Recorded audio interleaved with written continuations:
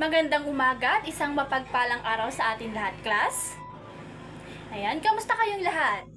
Mabuti naman kung gayoy. Bago tayo magsimula, manalangin muna tayo upang damhin ang presensya ng ating Panginoon. Maaari mo bang pangunahan ang ating panalangin, Rose Ann?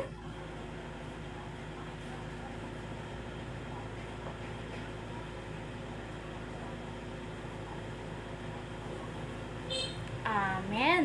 Maraming salamat, Rose Ann. Bago kayo umupo, ayusin muna natin ang silid-aralan. Pakipwesto ng maayos ang mga upuan at siguraduhin na maayos din ang inyong gamit para mas maginhawa tayong mag-aaral. Kalihim ng klase, may lumiban ba sa ating klase ngayong araw? Maraming salamat. Kuy gayoy, upang sa gano'y walang mahuhuli sa ating talakayan ngayong araw. Bago tayo magsisimula, ipasa muna ang inyong takdang aralin mula kahapon. Ipadala sa unahan para makolekta ko ito. Ngayon naman ay dadako tayo sa paunang pagsusulit kung saan bibigyan tayo ng idea kung tungkol saan nga ba ang ating tatalakay ngayong araw. Ang layunin ng maikling pagsusulit na ito ay masusukat ang inyong paunang kaalaman tungkol sa apat na himagsikan ni Francisco Balagtas. Handa na ba ang lahat, class? Mabuti kung ganoon. Edeline, maaari mo bang basahin ang ating panuto? Ayan, unang katanungan. Siya ang tinaguriang prinsipe ng Makatang Tagalog. A. Si Jose Rizal. B. Francisco Balagtas. C. Marcelo H. Del Pilar. D. Andres Bonifacio.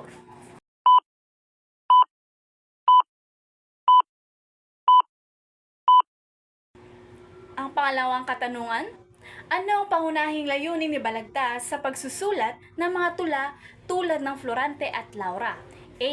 Manlibang sa sarili. B. Iparating ang damdamin ng pag-ibig. C. Ipaabot ang kalagayan ng lipunan noon. D. Turuan ang mga tao ng relihiyon.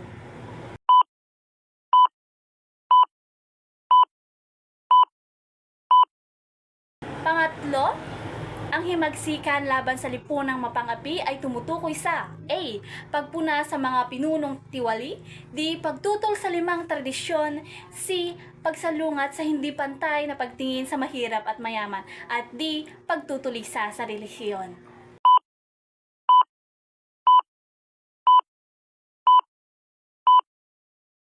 Pang-apat na katanungan, saang himagsikan kabilang ang pagtuligsa ni Balagtas sa mga abusadong pinuno ng pamahalaan? A. Himagsikan laban sa lipunan. B. Himagsikan laban sa maling pamahalaan. C. Himagsikan laban sa kaugalian. At D. Himagsikan laban sa pag-ibig.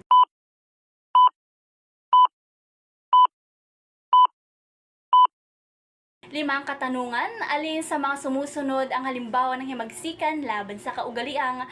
A. Ang pilit na pagpapakasal ng babae sa ayaw niya. B. Ang pagkakaroon ng tiwaling pinuno. C. Ang pagkakaroon ng mahirap at mayamang antas.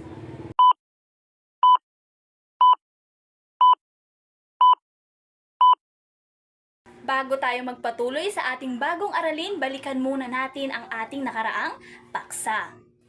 Ano ang tilalakay natin noong nakaraang talakayan, Krisha?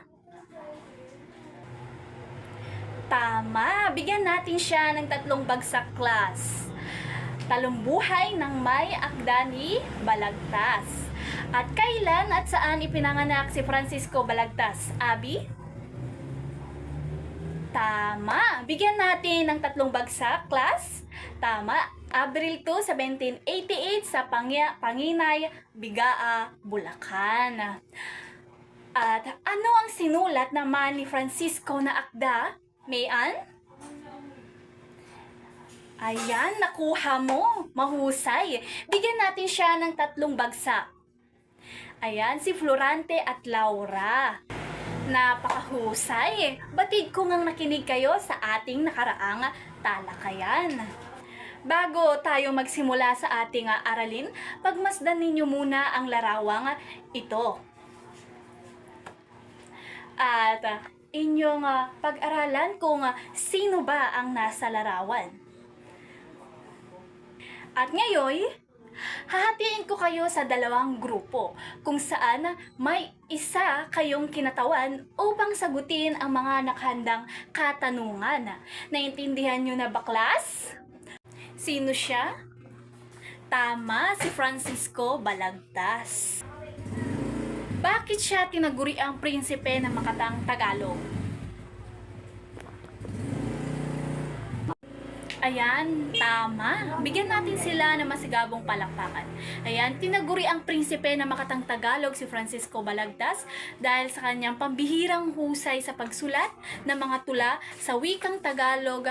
Ang kanyang akdang Florante at Laura ay itinuturing na obra maestra ng panitikang Pilipino sapagkat nagtaglay ito ng malalim na damdamin, talinghaga at karunungan. Sa pamamagitan ng kanyang panitikan, itinaas niya ang antas ng wikang Filipino bilang wika ng sining at Tagalog. At ang pangatlong katanungan, ano kaya ang mga ipinaglaban niya sa kanyang pagsusulat? Ayan, tama. Ipinaglaban ni Balagtas ang karapatan ng mga naapi at ang katarungan sa lipunan. Ginamit niya ang kanyang mga tula upang tuligsain ang maling pamamaha o pamahalaan, ang mapang-abusong mga pinuno at ang hindi pagkakapantay-pantay sa pagitan ng mayaman at mahirap. Ipinaglaban niya ang malayang pag-ibig at ang dignidad ng tao sa kabila ng mga hadlang ng lipunan. Na yan, batid kong may kaalaman o idea na kayo sa ating bagong talakayan ngayong araw. At napakagaling at nasagot ninyo ang aking katanungan na tungkol kay Francisco Balagtas. Bigyan naman ninyo ang inyong mga sarili ng masigabong palakpakan. Bago natin talakayin ang araling apat na himagsik ni Balagtas, alamin muna natin ang kahulugan ng ilang salitang madalas gamitin sa kanyang mga akda. Pakinggan ninyo at sabayan ako sa pagbigkas. Una, himagsikan. Pangalawa, panlipunan. Pangatlo, panrelihiyon. Pang-apat, pampanitikan. At panglima, politika. Ngayon, gamitin natin ang mga salitang ito sa sariling pangungusap. Bubuo tayo ng 5 halimbawa, pwedeng gumamit ng karanasan o sitwasyon sa kasalukuyan. Nika, gawan mo ng pangungusap ang salitang himagsikan. Hana, gawan mo ng pangungusap ang pangalawang salita naman. Kayla, ang pangatlong salita. Laika, sa pang-apat na salita ang pampanitikan. Jerry, gawan mo ang panghuling salita ng pangungusap. Ayan, napakagaling. Ang mga salitang ito ay makakatulong sa atin mas maunawaan kung bakit si Balagtas ay nagsulat ng mga akdang may layuning gisingin ang damdamin ng mga Pilipino laban sa pang-aapi. Sa bawat salita, makikita natin ang iba't ibang aspeto ng kanyang mga himagsik. Ngayon ay ating tatalakayin ang apat na himagsikan ni Francisco Balagtas. Una, himagsikan laban sa malupit na pamahalaan. Ang himagsikan na ito ni Balagtas ay naglalarawan ng tiwaling pamamalakad ng pamahalaang Kastila sa mga Pilipino at hindi pantay na karapatan sa pagitan ng mga Kastila at Pilipino. Ibig sabihin, ang himagsikan na ito ni Balagtas ay nagpapakita ng kanyang pagtutol sa mapag-abusong pamahalaan ng mga Kastila. Noon, ang mga Pilipino ay itinuring na mababang uri at madalas ay hindi nabibigyan ng pantay na karapatan. Sa kanyang akdang Florante at Laura, ginamit ni Balagtas ang mga tauhan pangyayari bilang simbolo ng katiwalian, kawalang katarungan at mapang-api ng mga pinuno. Sa ganitong paraan, ipinahayag niya ang kanyang galit at paninindigan laban sa maling pamamahala. Pangalawang, himagsikang laban sa hidwaang pananampalataya. Ito naman ang himagsikan laban sa hidwaang pananampalataya ay ipinaloob ni Balagtas ang kanyang akda upang maghimagsik laban sa mga Kastila at patunayan na ang mga tao ay mali sa kanilang mga kuro-kuro tungkol sa pananampalataya. Ayan, sa panahong sinulat ni Balagtas ang kanyang mga akda, laganap ang diskriminasyon laban sa relihiyon. Ginamit niya ang kanyang tula upang ipakita na ang tunay na pananampalataya ay hindi nasusukat sa relihiyon, kundi sa mabuting o kabutihan ng puso. Sa Florante at Laura, ipinakita niya na kahit magkaiba ang mga pinagmulan o paniniwala ng mga tao, nararapat pa rin magkaisa sa kabutihan at pagmamahal sa kapwa. Ipinakita rin niya na maling hatulan ng isang tao base sa kanyang pananampalataya. Tatlo, himagsikan laban sa maling kaugalian at pagpapalaki sa anak. Ang himagsikan na ito ay binabatikos ang mga kaugaliang masasama noong panahon ng Espanyol, maging hanggang sa panahong kasalukuyan. Sa pamamagitan ng akdang ito, gumawa sila o si Balagtas ng mga kaganapang maaring mangyari sa totoong buhay upang kutyain ang mga taong may masamang ugali kagaya ng pagkamainggitin ni Adolfo kay Florante na siya ring dulot ng trahedya sa Albania. Sa himagsikan na ito, binatikos ni Balagtas ang mga masasamang kaugalian na nagdudulot ng kasamaan sa lipunan, tulad ng pagiging mainggitin, mapanghusga at mapang-abuso. Sa Florante at Laura, ginamit niya si Adolfo bilang halimbawa ng taong pinalaki sa maling paraan, makasarili, mainggitin at walang malasakit sa kapwa. Sa pamamagitan ng mga ganitong tauhan, pinarating ni Balagtas na ang masamang pagpapalaki at maling asal ay nagdudulot ng kapahamakan hindi lang sa isang tao, kundi sa buong lipunan. 4. Himagsik laban sa mababang uri ng panitikan. Ito ay tungkol sa paglaban ni Francisco Balagtas sa pagturing ng mga Kastila sa mababang uri ng panitikan ang mga akdang Tagalog na isinulat ng mga Pilipino. Sa mga panahong iyon, sa kabila nito, pinatunayan ni Balagtas na hindi hadlang ang pananakop upang maipabatid sa mga mambabasa ang kanyang saloobin. Sa panahon ni Balagtas, minamaliit ng mga Kastila ang wikang Tagalog at ang mga akdang Pilipino.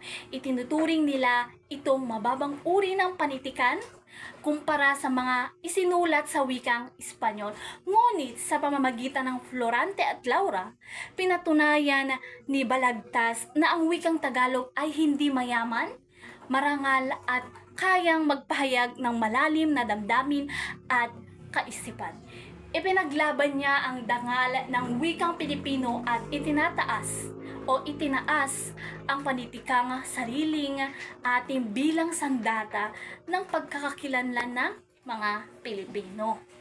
Ang 4 na himagsik ni Balagtas ay sumasalamin sa kanyang matinding pagmamahal sa bayan, sa katarungan at sa dignidad ng bawat Pilipino. Ginamit niya ang panitikan bilang sandata laban sa maling pamahalaan, diskriminasyon, masamang asal at sa panlilibak ng mga dayuhan sa ating kultura. Ngayon, ilalapat natin sa tunay na buhay ang mga natutunan ninyo tungkol sa 4 na himagsik ni Balagtas. Stephanie, maaari mo bang basahin ang ating panuto?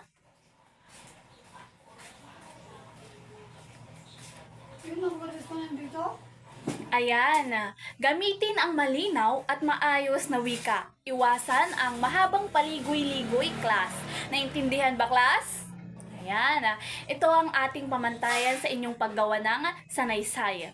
Pamantayan sa sanaysay, nilalaman at lalim ng pagsusuri, 40%, organisasyon at kaayusan ng idea, 25%, gamit ng wika at balarila, 20%, at orihinalidad at pagkamalikhain, 10%, pagsunod sa panuto, 5%. At ngayon ay magkakaroon tayong gawain na tatawaging tanong ko, sagot mo. Sagutin ninyo ang mga sumusunod na katanungan.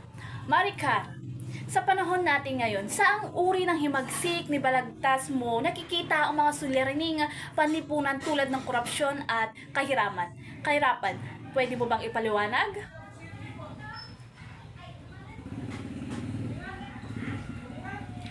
Tama ang iyong winika sapagkat nakita ko din ito sa himagsikan laban sa malupit na pamahalaan. Dahil hanggang ngayon ay may mga pinunong mapang-abuso at hindi patas sa pamumuno. Tulad ni Balagtas, kailangan nating ipaglaban ang katarungan at katapangan sa pamahalaan. Ayan, sa susunod na katanungan, si Piboy, kung sino si Balagtas ay nabubuhay ngayon, sa palagay mo, ano ang isusulat niyang himagsik laban sa mga isyong kinakaharap ng ating o ng kabataan?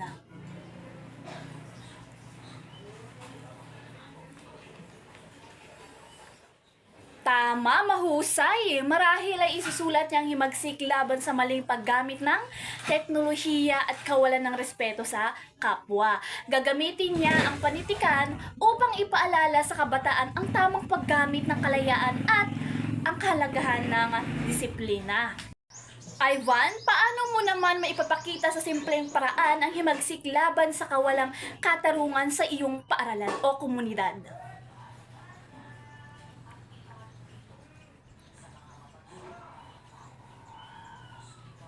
Mahusay, sapagkat makikita ko din ito sa pamamagitan ng pagiging tapat sa paaralan, pagtatanggol sa mga inaapi at pagtulong sa mga kaklaseng nahihirapan. Sa ganitong paraan, ipinapakita nila ako ang aking pantindig para sa tama at makatarungan. Michelle, sa iyong pananaw, paano nakatutulong ang panitikan upang magising ang damdamin ng tao laban sa pang-aapi at maling sistema ng lipunan?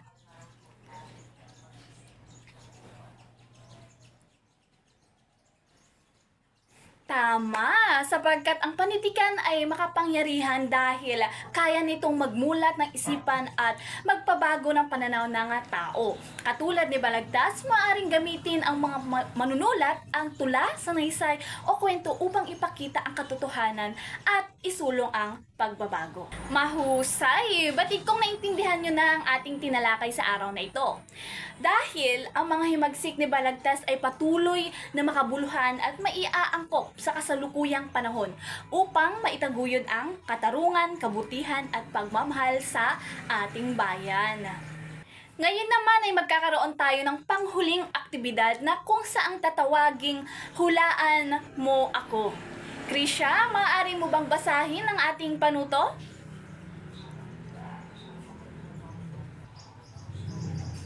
Ayan, maraming salamat, Krisha. Bilang pagtatapos sa ating aralin ngayong araw, tayo ay magkakaroon ng isang pabilisan na laro upang subukin ang inyong pag-unawa sa apat na himagsikan ni Balagtas. Hatiin ko kayo sa dalawang grupo, pula at asol. Ang grupo na unang makakataas ng kamay at makakasagot ng tama ay makakakuha ng puntos. Ang may pinakamaraming puntos sa huli ang magiging panalo. Handa na ba, class? Ayan, mabuti kung ganon. Ngayon ay magsisimula na tayo. Ang unang katanungan ay, ipinaliwanag ni Balagtas na ang mga Pilipino ay may maling kaugalian. Ayan, nauna ang pula na grupo. Anong inyong kasagutan? Tignan natin kung tama nga ba. Ayan, napakahusay. Tama ang inyong kasagutan. Ngayon, ang pangalawang katanungan. Handa na? Si Francisco Balagtas ang unang tumalakay sa kanser ng lipunan. Ano kayang himagsikan ito? Ayan, nauna ulit ang pula na grupo. Ano ang inyong kasagutan? Tignan natin kung tama nga ba. Napakagaling sapagkat tama ang inyong kasagutan. Pangatlong katanungan. Ang Florante at Laura ang nakalusot sa sensura dahil nakukulong ito tungkol sa relihiyon. Ayan, napakagaling. Nauna ang asul na grupo. Ano ang inyong kasagutan? Tignan natin kung tama nga ba. Napakahusay sapagkat tama ang inyong kasagutan. Pang-apat na katanungan. Ang pag-aagaw sa iba ng kasintahan ay isang halimbawa ng maling ugali ng mga Pilipino. Ayan, nauna ulit ang asul na grupo. Ano ang inyong kasagutan? Tingnan natin kung tama nga ba. Ayan, napakahusay sapagkat tama ang inyong kasagutan. Panglimang katanungan, pinabulaanan ng Makata ang pahayag na ang mga Muslim o Moro ay hindi nakakakilala sa Panginoon. Ayan, nauna ang pula na grupo. Ano ang inyong kasagutan? Tignan natin kung tama nga ba ang inyong winika. Ayan, napakahusay sapagkat tama ang inyong kasagutan. Pang-anim na katanungan, ang agwat ng pagtula at pananaga ni Balagtas sa panahong iyon. Anong himagsikan nito? Ayan, nauna ulit ang pula. Anong inyong kasagutan? Tignan natin kung tama nga ba ang inyong kasagutan. Ayan, napakagaling sapagkat tama nga. 7. Ipinahayag ni Balagtas sa kanyang himagsik ang maling pagpapalayo sa mga anak. Ayan, nauna ang asul na grupo. Ano ang inyong kasagutan? Tingnan natin kung tama. Napakahusay sapagkat tama ang inyong kasagutan. Pang-8 katanungan, inilarawan ni Balagtas ang mga kalupitan at masamang pamamalakad ng pamahalaang Kastila. Ayan, nauna ang asul na grupo.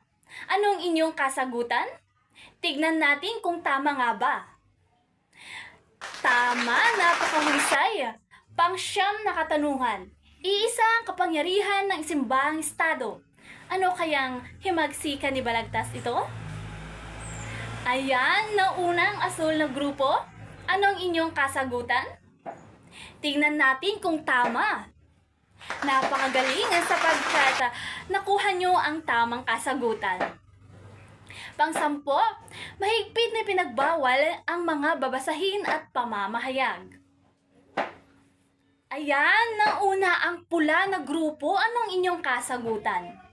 Tingnan natin kung tama nga ba. Napakahusay sapagkat tama ang inyong kasagutan. Ayan, napakahusay ninyong lahat. Batid ko nga naintindihan nyo ang ating tinalakay ngayong araw na ito. Ngayon naman ay magkakaroon tayo ng pagsusulit. Maaari mo bang basahin ang ating panuto, Josel?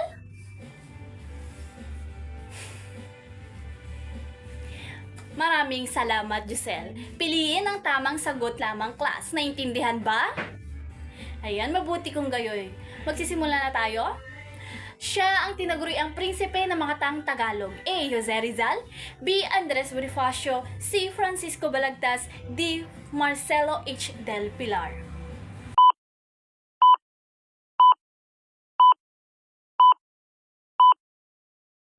Pangalawa, ano ang pinakatanyag na akda ni Francisco Balagtas? A. Ibong Adarna. B. Florante at Laura. C. El Filibusterismo. D. No Limitangere.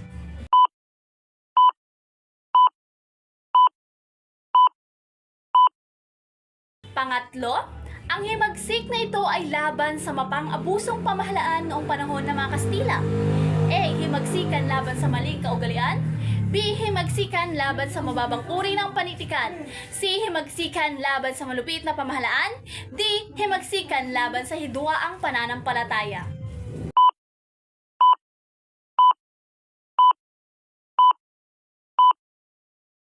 Pangapat, ang himagsikan laban sa hidwaang pananampalataya ay tumutulig sa A. Pag-aaway na mahirap at mayaman.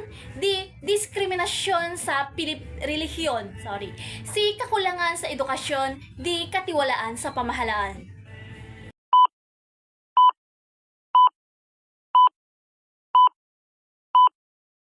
Panglima, saang himagsikan kabilang pagtuliksa ni Balagtas sa mga maling asal at pagpapalaki ng anak. A. Himagsikan laban sa maling kaugalian. B. Himagsikan laban sa mababang panitikan. C. Himagsikan laban sa pamahalaan. At D. Himagsikan laban sa hidwaang pananampalataya.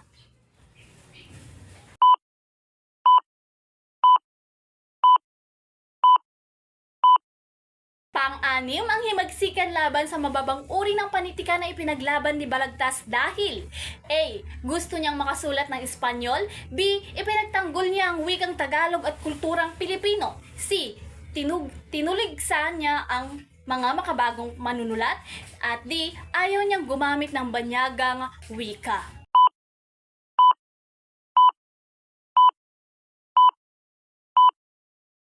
Pang-pito, ano ang layunin ni Balagtas sa kanyang mga akda? A. Manlibang lamang sa mga mambabasa. B. Iparating ang kanyang saloobin sa lipunan na ipaglaban ang katarungan. C. Magkwento ng mga kababalaghan. At D. Sumulat para sa mga Kastila.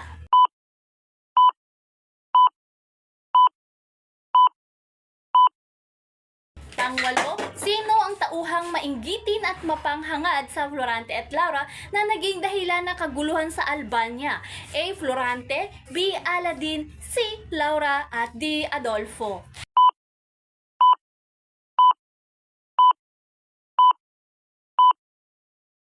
Pang-siyam, bakit tinuguri ang prinsipe ng makatang Tagalog si Balagtas? A. Dahil siya ang unang Pilipinong nakasulat sa Espanyol. B. Dahil sa kanyang pambihirang husay sa pagsulat ng tula o wikang Tagalog. C. Dahil siya ay anak ng Maharlika. O D. Dahil siya ang nagsimula ng balagtasan.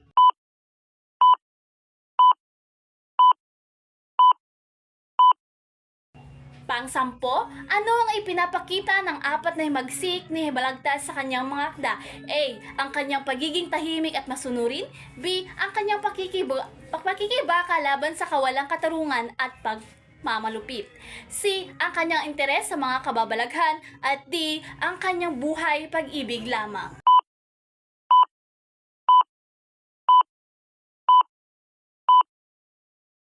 Ipasa na ang inyong papel paharap. At para sa inyong takdang aralin, maaari nyo nang kuhanan ng litrato class. Magsaliksik na iba pang mga akda ni Balagtas at tukuyin kung anong uri ng himagsikan na ipinakita rito. Maraming salamat sa inyong aktibong pakikinig at pakikiisa, class. Paalam sa inyo, class!